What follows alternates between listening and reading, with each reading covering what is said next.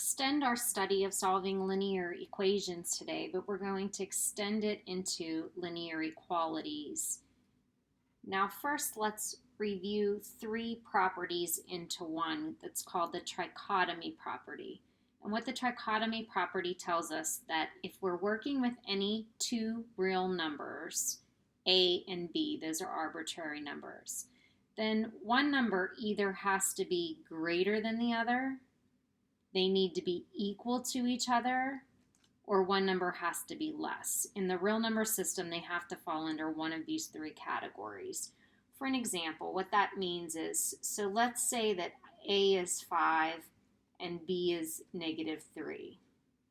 So when I put them into these three mathematical sentences, 5 is greater than -3, 5 is equal to -3, and 5 is less than -3, we see that it has to fall under this first expression. So it has to fit, no matter what two numbers you pick on the real number system, it has to fit one of the above. Well, let's change that. What if I say that, okay, A is still 5, but this time B is going to equal 10. So now when I put those numbers into these three sentences, it's only going to make sense for the third. A is less than 10. So whatever two numbers you're working with, it's always going to fall under one of these three sentences. All right, so what does that look like when we're solving? So what we want to do is understand the truth to inequalities. Now, equations are a little bit simpler because we start with that balanced equation. No matter what we do to both sides of the equation, as long as we do to the left what we do to the right, everything remains equal. Well, with inequalities, that's not necessarily the case. So what we're going to look at is the truth to the inequality properties using the equality properties. So let me just start off with a simple sentence that you'll agree with. So if I know that I have two numbers, let's say 5 and 2. At the beginning of that, I know that 5 is greater than 2. I know that that's true.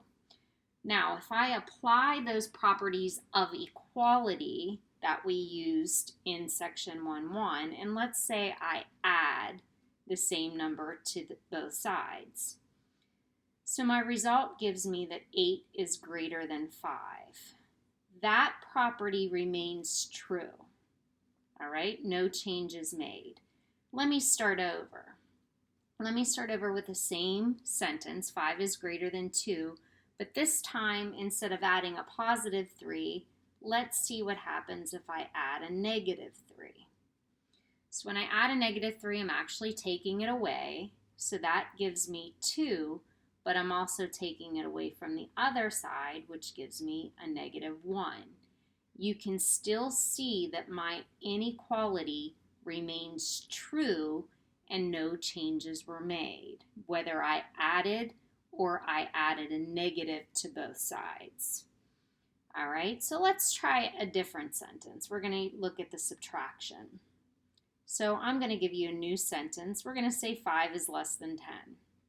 This time I'm going to subtract 2 from both sides.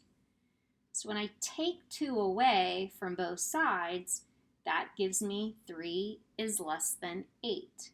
Still a true statement. So far, all of these have been true. All right. What if I start with 5 is less than 10, but this time subtract a -2 from both sides? Well, remember, a double negative always means that we're going to add, so that really means that I'm adding 2 to both sides. So you can kind of see that these are very similar to one another. And I end up with 7 is less than 12. And again, that's a true statement. So what I need you to remember is whether I add or subtract using the property of equality with inequalities, addition and subtraction, the truth to those does not change.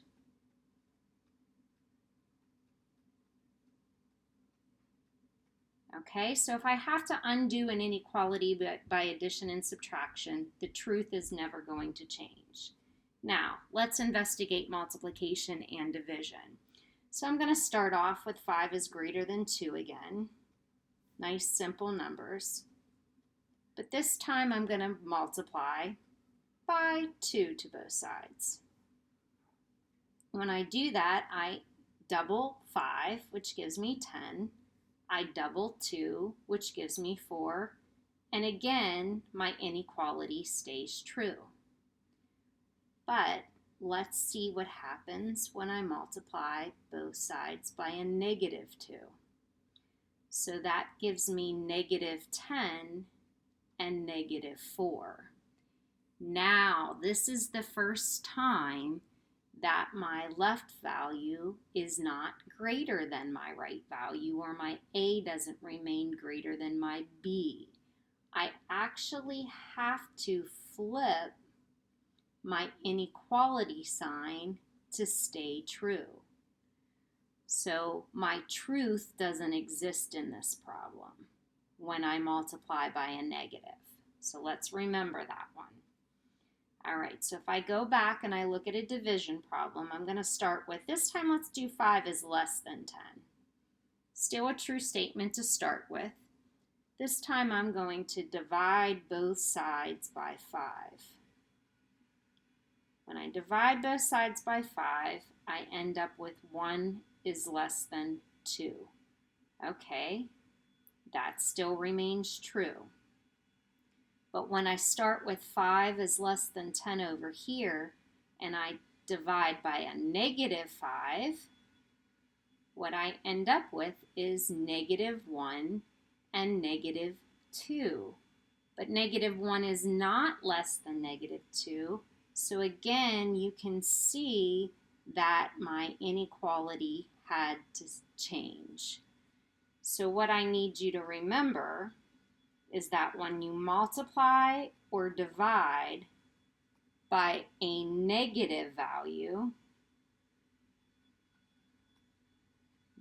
the truth changes to the sentence. All right, just to recap what I just said. So when I add or subtract or multiply or divide by a positive number to an inequality, the truth doesn't change. But when I multiply or divide by a negative value, it changes the truth. To fix that, we will need to change our inequality signs. All right, so let's look at some examples. So I'm going to use all of my properties of inequalities that I've learned in algebra, but I'm going to remember when I multiply or divide by a negative, I'm going to have to change my inequality sign. All right, so when I do this problem, the first thing I'm going to do is I'm going to get all of my variables to one side. Now, you might not have started with the 5y. That's okay. That's going to give me negative y minus 3 is less than 2. I'm going to add 3 to both sides, and that gives me negative y is less than 5. Now, because I'm solving for y, I've got to get rid of that negative. So I can either multiply both sides by a negative or divide by a negative 1. They will both do the same job, except that when I do that negative 1, I have to change my inequality sign. And 5 times a negative 1 gives me negative 5. All right, so you're going to see that the book asks you to write your solution set in set builder notation. So we're already halfway there. When I write it in set builder notation, I'm going to write it that I'm giving you all values of y such that, that's what that line means, y is greater than negative 5. So this is our solution. So that means y can be negative 4. That means y can be negative 3, negative 2, negative 1. It just can't be anything less than or equal to negative 5. So when I look at a number line, I'm going to move this down a little bit. I'm going to look at a number line and draw all of my solutions on that number line. I'm going to start with negative 5 in the middle. I'm going to pick a point to the left of -5, a point to the right, just so that I understand where I am on that number line, and I'm going to graph this. Now my solution set cannot include -5, but it goes right up to it. So I'm going to use an open circle to go right up to it, and I'm going to shade everything to the right on that number line. So that means 0 will work, that means 10 will work, that means 1,000 will work, just nothing less than -6. All right, looking at example 2. So I have a one-step multiplication problem. So to undo that multiplication problem, I'm going to use division, but I have to divide again by a -3/10. So when I do that to both sides, that's going to change my inequality from a greater than to a less than. When I divide 12 by -0.3, I actually get -40. Now using my set builder notation for my solution, I'm going to say that my solution are all values of p such that p is, now I'm going to reverse all of this because p is on the right hand side, so it's going to read that p is greater than or equal to -40. When I graph that on the number line, again, I'm going to put -40 right in the middle. I'm going to pick a number to the left of -40, a number to the right, and I'm going to show this time that I'm also including -40 because it's equal to. So instead of a circle, I need to include it. So I'm going to color in that circle, make it a solid dot, and shade everything to the right. So you can see that your solution is given to you in set builder notation, and I also graphed it on a number line. So I'm showing your solution two different ways. All right, our third example, this time I have two x's. Now I want to get those x's on the same side, and right now the one on the right hand side is being grouped together with that -7 and divided by 2. So the first thing I'm going to do is get rid of that outside of the grouping and multiply both sides by 2. Since it's positive, I'm not going to need to change my inequality. Now I'm going to get all of my x's on one side, giving me -3x. When this cancels, that negative remains with the 7. And I'm going to divide this time by -3. That's going to give me a solution. I'm going to have to flip the inequality, and I'm going to say that my x has to be a number that's less than 7/3. So using set builder notation, I read it as all values of x such that my x's are less than 7/3. Now, how do I graph that? Well, if you want to break your number line into fractions, you can do that. We could cheat this a little bit and then talk about where it actually stands. What I'm going to do is put 7/3 in the center. That means that 6/3 is to the left. That means that 8/3 is to the right. Now, if you're using your math mind here, you'll know that 6/3 is really the whole number 2. So that gives me the number right before and the number right after. If I'm counting by thirds, this would be 2. This is really 2 1/3. This is really 2 2/3. Now I'm picking all values less than 7/3. So again, I'm going to put a circle, an open circle, and I'm going to shade to the left. And that is my set builder notation, and that is my graph. All right, one last example. So here's a real life problem. The problem is Alita has at most $15 to spend today. She buys a bag of potato chips and a can of soda for $1.59. If gasoline at this store costs $2.89 per gallon, How many gallons of gasoline to the nearest tenth of a gallon can Alita buy for her car? All right, so let me pull some language out of there. I'm going to go back to this that says at most $15. So at most means that I can't go over 15. So she has less than or equal to $15 to spend. She's going to buy a bag of potato chips and a can of soda that costs $1.59. It must be a nice special. And the gas is going to cost $2.89 per gallon. So she needs to buy $2.89 times however many gallons she can afford, and she's going to pay $1.59 for her soda and chips. So that builds us our inequality.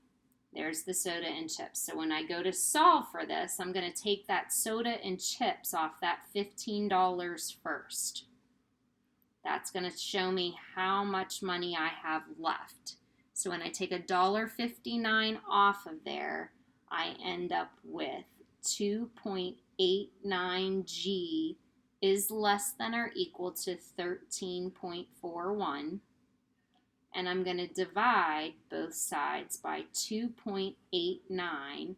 And that's going to mean that she can have less than or equal to and this is approximately, I'm rounding, 4.64 gallons of gasoline.